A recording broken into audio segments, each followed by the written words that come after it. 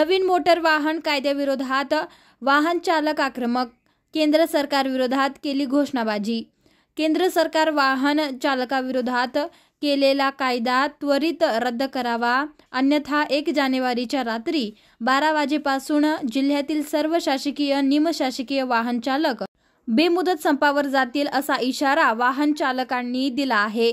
केंद्र सरकारने नवीन वाहन कायदा पारित करून अपघात स्थळावरून वाहन चालक फरार झाल्यास त्यास 10 लाख रुपये दंड व 7 वर्ष फक्त मजुरीची शिक्षा असलेला कायदा पारित केल्याचा आरोप करीत सदर काळा कायदा रद्द करण्याची मागणी यावेळी करण्यात आली।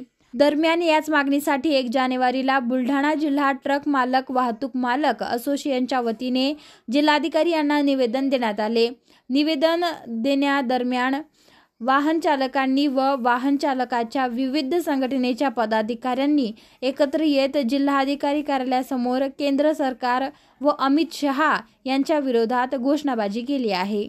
एकतर्फी घेतलेला कायदा आम्हाला नामंजूर आहे। आपण घेतलेल्या कायद्यामुळे आज सर्व वाहन चालक आणि मालक यांच्यावर उपासमारीची वेळ आपण आणून ठेवलेली आहे।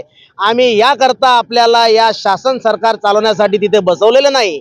आपण गरिबाचे वाली आहात असं आपण फक्त आव आणता आणि आज आपला आव किती स्पष्ट आहे हे आम्हाला ड्रायव्हर युनियनला आज दिसून आलेलं आहे।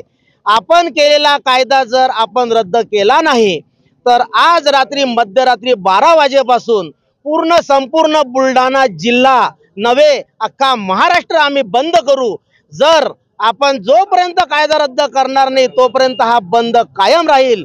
यामध्ये जर कुठलंही वाहन रोडवर असेल तर आमचे वाहन चालक त्या वाहनाची काहीही नासधूस करू शकतील, याला सर्वस्वी जबाबदारी केंद्र सरकार असेल।